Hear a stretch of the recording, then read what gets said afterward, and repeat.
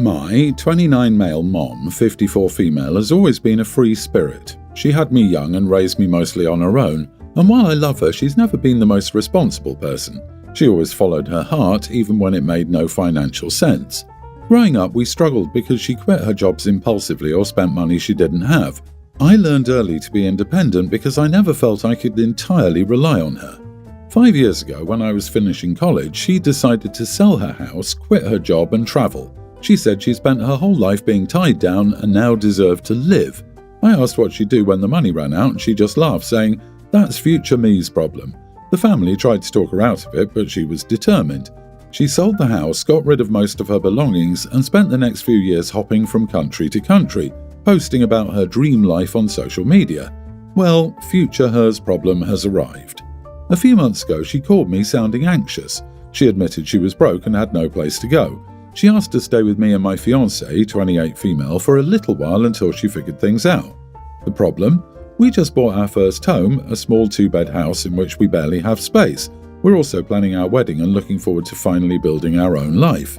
I told her I was sorry, but she couldn't move in. I offered to help financially, maybe cover rent for a cheap apartment, but she got really upset.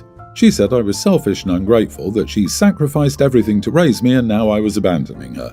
She told me that family helps family and I was acting like a stranger. I reminded her that she ignored everyone's warnings and that I shouldn't have to put my life on hold for her choices. She started crying, saying I didn't understand how hard it was to be alone and broke at her age. That part made me feel guilty because I do get that she's scared and struggling, but at the same time I can't keep saving her from herself.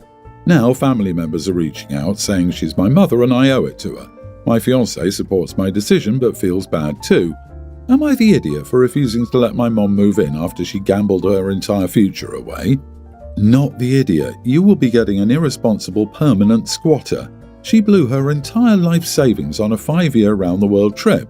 Your family wants you to take her in so they don't have to, and part of that is because it isn't going to be for a little bit.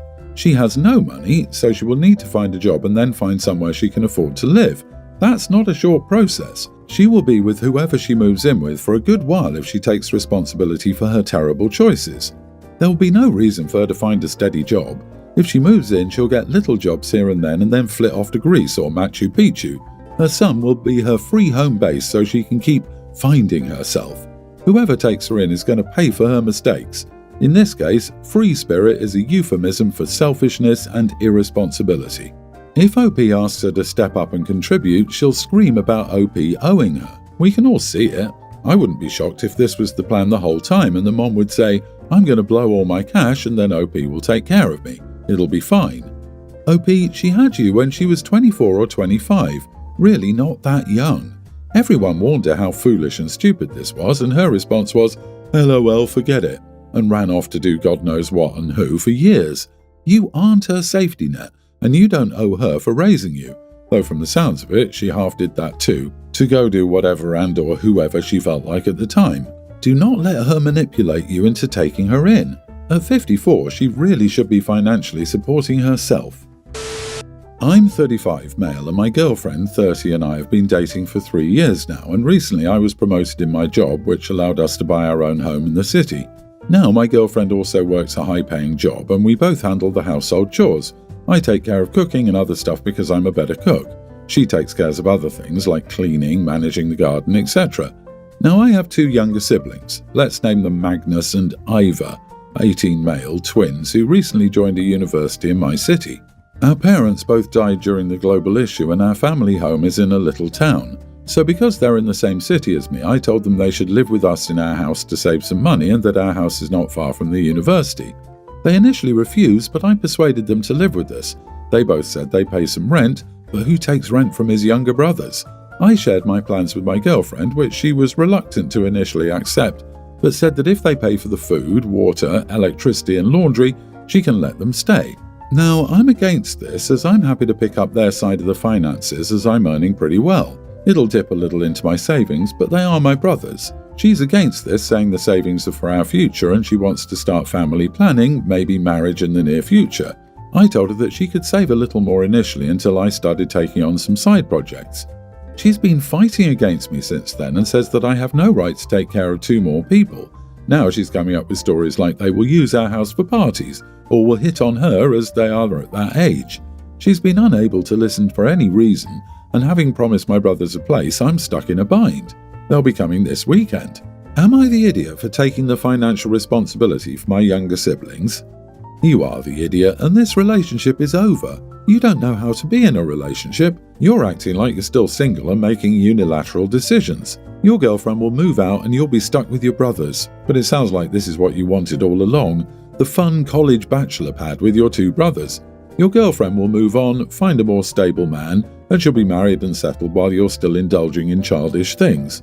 You have chosen a bad path, and unfortunately it's too late for you. Don't expect an invite to your soon-to-be ex-girlfriend's wedding. It will be too late for you. Disagree, not the idiot. She's a girlfriend, not a wife, and she's being selfish to demand that his two literal orphan brothers pay rent, utilities and groceries while being college students. She also acts like her girlfriend status gives her automatic control over his money, and it's his home, he bought it. I say he should tell her, "Thanks for showing me you have zero empathy and love for what family I have left. It will allow me to move forward without you in my life. I'm not one to say break up, but this girl is not the one for him." It's fair enough to view the situation that way, but he says she has a high-paying job and his raise allowed us to buy a home. I think she's on the deed and the mortgage, and they bought this house together. This is her home as well, and they're planning a future together, so decisions must be made together before making commitments to other people. OP, you made a unilateral decision that greatly affected her life without consulting her. You're an idiot. You're also a crap partner. There was a discussion to be had before you promised your brothers anything. My dad's wife's family came to our house for dinner on Saturday. His wife and her sister ended up fighting over me, teen male, and my sister, young teen female. Her sister was calling my dad's wife delusional and mentioned that she's been married 3 times to 3 men who lost their wives and had kids. She said she was trying to live out her mommy fantasy that she can't have with bio kids, but she could never accept or see that none of her stepkids cared about her and that she only left her last husband when one of his kids pushed her down the stairs, and she always stayed longer and pretended she was a mom. She said it was clear to everyone except for her that my sister and I didn't want anything to do with her, and that she's holding on to a marriage where she'll be miserable when she realizes the 2 of us won't ever let her be our mom. Her sister also said the only difference between us and the old stepkids was the fact we didn't do everything we could to make her life heck to get rid of her, but we looked repulsed whenever she tried to hug us or wanted to spend time with us. She told her to open her eyes and get therapy. My dad's wife got upset and she said it was so mean and why she was humiliating her by throwing all that stuff in her face about her ex-husbands and ex-stepkids and not being able to have her own kids. It came up because my dad's wife talked about my sister's birthday coming up in a week and how she wanted a mom and daughter shopping trip for them. Her sister rolled her eyes and it started them off. My dad's wife was really upset, but I laughed and so did my sister. It was mostly how my dad's wife denied what her sister said, which made it seem like we loved her and that she was a real mom. But the thing is, her sister is 100% right, and we don't see her as our mom or accept her as our family. Our dad loves her for real and has let her try to step all over mom's memory by trying to play mommy and inserting herself into our lives and making us celebrate her for Mother's Day and stuff. But we don't accept it, and we won't ever appreciate her or be glad she's here. And if they divorce or dad dies, we won't even look at her again. I don't even care if she's doing it to try and make everyone happy. I hate that she won't accept no and that we tell her we don't want another mom and she does it because we need a mom and crap like that. When my sister and I laughed, things became worse. Her sister was like, "See?" and we were asked to speak up and we said she was right. I said I didn't know all the stuff about before, but it was gross to try and replace dead moms because she couldn't have her own kids. My dad wasn't happy with us and he ended up kicking his wife's sister out. Yesterday he talked to us after he calmed down. He said it was really mean to let our mom be treated like that. I told him she won't ever be our mom and her sister was right that she's delusional that she can't see we don't love or want her. He said we might feel like that, but laughing was cruel when she was so upset. Am I the idiot for laughing when my dad's wife's sister humiliated her and made her cry? Your wife's dad sure knows how to pick 'em, huh? I can almost imagine stepmom flipping the obituaries again with a maniac laughter in a dim light to find another lonely scapegoat after realizing these kids aren't willing to allow her to be their mom. And I'm laughing hard at it. I'm horrible, I know, but I can't undo that image from my brain. I mean, it seems like her dating checklist isn't that expensive.